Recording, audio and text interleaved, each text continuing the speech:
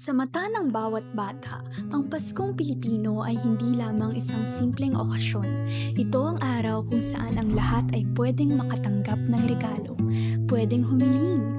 Para sa mga batang natatamasa ang mga pangunahing pangangailangan, ang mga mararangyang hiling ay madali na lamang sambitin at abutin. Kadalasan, hiling ng mga bata ay makabisita sa iba't ibang lugar tuwing Pasko. Inaasam naman ng iba na makadalo sa concert ng kanilang paboritong artista. Nais ng ibang bata ang magkaroon ng sariling kwarto, kasama ang isang malaking stuffed toy ng kanilang paboritong karakter.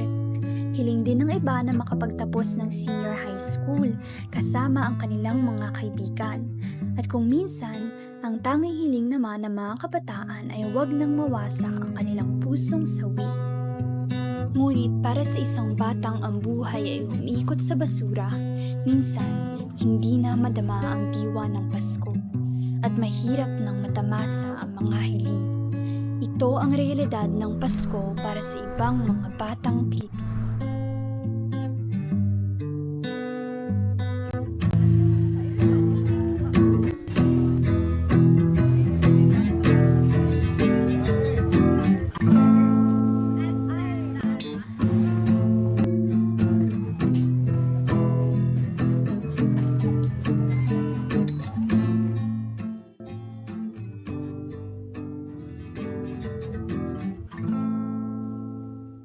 Ito ang Zero Waste Republic, kilala sa Barangay Holy Spirit bilang nag-iisang dump site sa Quezon City, kung saan ang lahat ng kinokolektang basura ay hinihiwalay sa nabubulok at hindi nabubulok.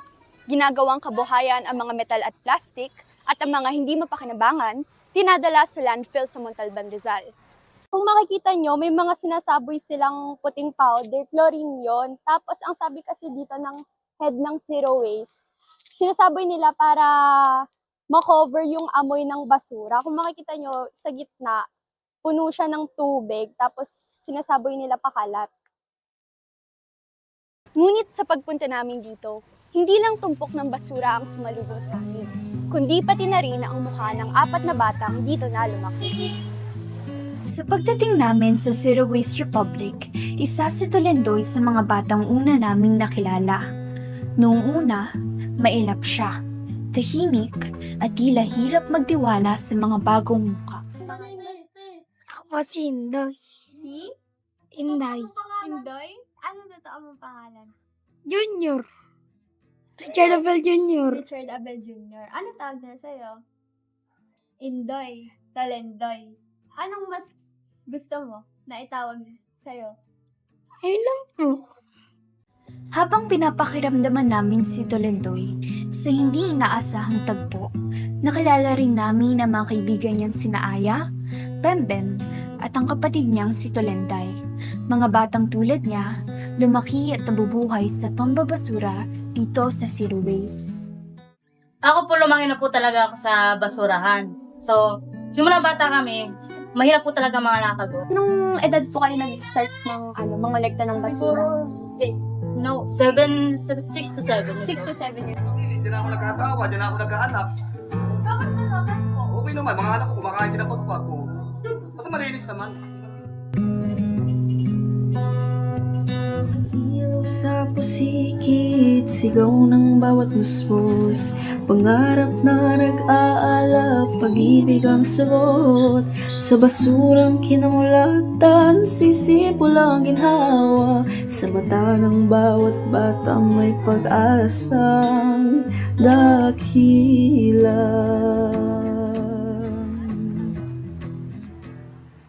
Ayon sa Philippine Statistics Authority noong Oktubre 2024, umabot sa 863,000 ang mga kabataang naghahanap buhay.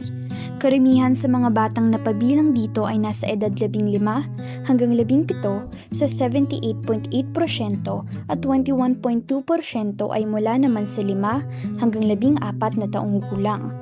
Ipinahihiwatig nito na marami pa ring kabataan ang patuloy na naghahanap ng paraan upang makatulong sa kanilang pamilya at matugunan ang pangunahing pangangailangan, bagamat hindi naman nila ito dapat pasan-pasan.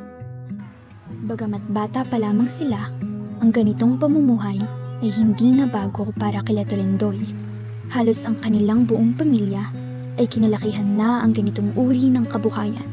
Pinagpasapasahan, henerasyon na rin ang nagdaan kung saan ang pangalap ng basura ay paraan upang tugunan ang pang-araw-araw na pangangailangan. Nung una mong punta dito sa Zero Waste, ano napansin mo? Wala. Masarap lang. Masarap dito sa Zero Waste? Malamig. Nakakatakbo kami. Tapos makapagtago-taguan. Ano nararamdaman mo kapag binuhol si Hinday?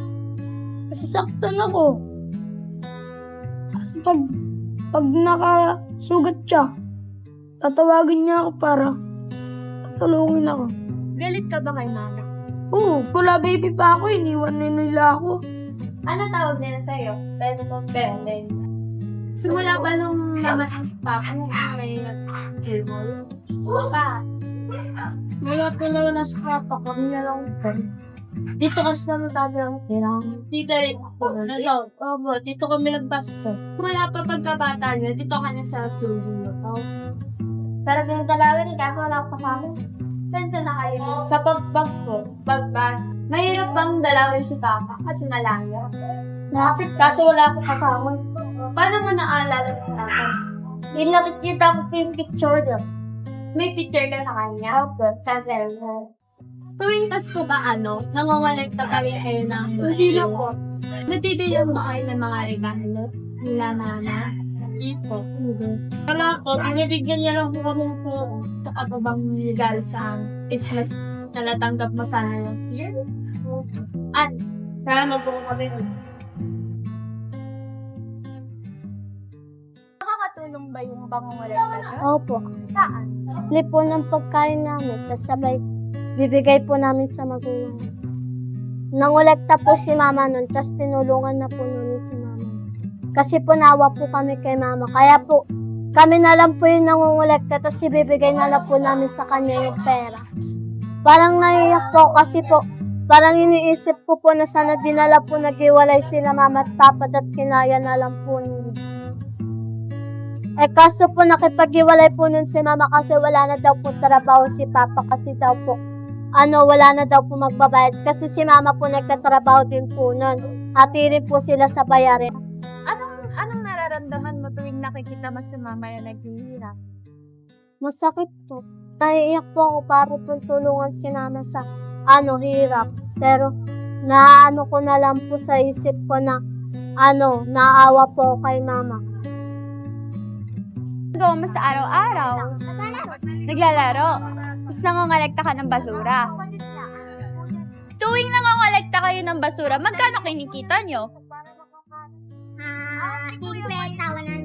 Bibigyan ka ng pagkakataon, mag-aaral ka. Papasok ka sa school. Pag wala nang sakit si ate. Sigaw ng bawat bata, bukas ay may pag-asa. Sa guhit ng kahirapan may awit na dakila. Kinikilala natin na napakahalaga ng kapaligiran kung paano pinapalaki ang isang bata. Halimbawa, ang isang maayos na kapaligiran kung saan tinitimbang natin yung manifestasyon ng maayos na kapaligiran ay may nakasasapat na pagkain, malinis yung tubig, sapat yung espasyo, maayos yung tirahan, tahimik o mapayapa yung kapaligiran nyo. Ay siyang humuhubog sa isang maayos na pangangatawan at yun din yung mental na kapasidad ng isang bata. Ngunit, yung isang magulong kapaligiran kung saan vulnerable sa iba't ibang forma ng karahasan ay siyang tiyak na nakakaapekto sa physical, mental at yung emotional na pagpapalaki sa isang bata. Ang isang bata, kapag lumalaki siya sa isang madumi na kapaligiran, nakakaapekto din kasi ito sa kung paano nakakapag-isip yung isang bata kasi pinoprohibit nito yung ganitong kasikhayan niya kung paano siya mag-aambag sa loob ng silid-aralan, kung paano siya makakatuwang sa loob ng kanilang bahay. Dalawang pinakamataas na karaniwang panganib na kinakaharap ng mga batang nagtatrabaho ay nagmula sa pisikal na may 77.6% at sosyal sa 70.7%. Bukod pa rito ang biological, chemical and safety, ergonomic at mechanical. Sinasaad ng mga bilang na ito na maraming panganib ang bitbit ng isang batang mambabasura. Hindi lamang pagod o hirap ang kanilang kalaban, kundi pati ang delikadong kondisyon na hatid ng kanilang kapaligiran at mga institusyon sa lipunan. Diba magkaroon ng dapat bibitaw na ito, hindi siya using marami naman talaga mga apekto sa atin. Kaya ko pamilyado kong tao, di ba?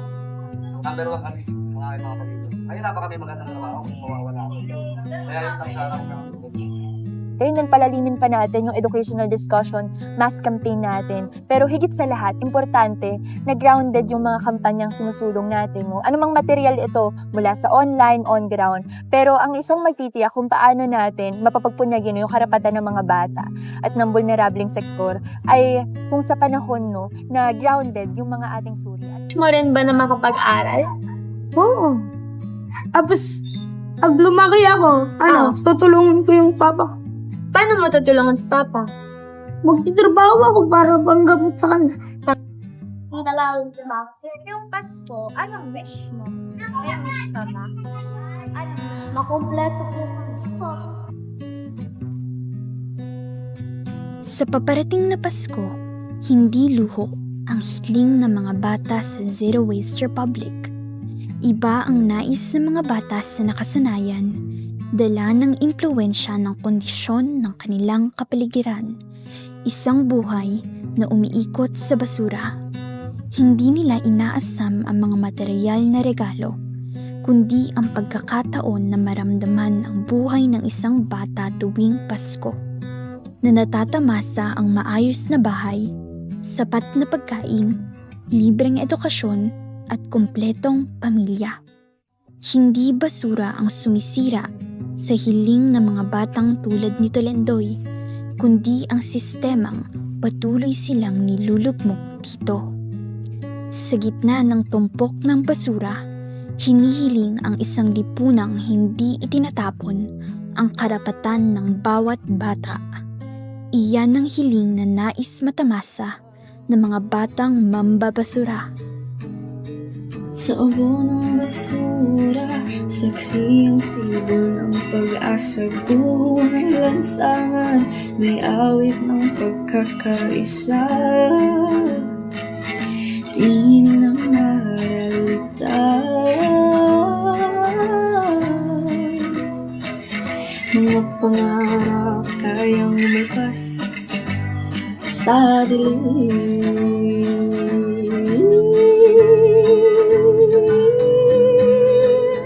Sikit ng gabi, may apoy na naglalagablab sa abo ng kahapon. Pangarap ay sumisiklab, hindi karangyaan ang tanging hangarin, kundi bisig ng pakikiramay sa buhay na taimtim. Sigaw ng bawat bata, bukas ay may pag-asa. Pangarap na mas umaalpas sa dilim.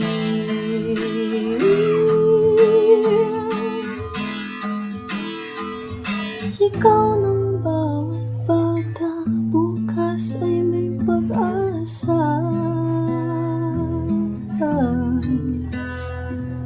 Pangarap na mas umaalpas sa dilim.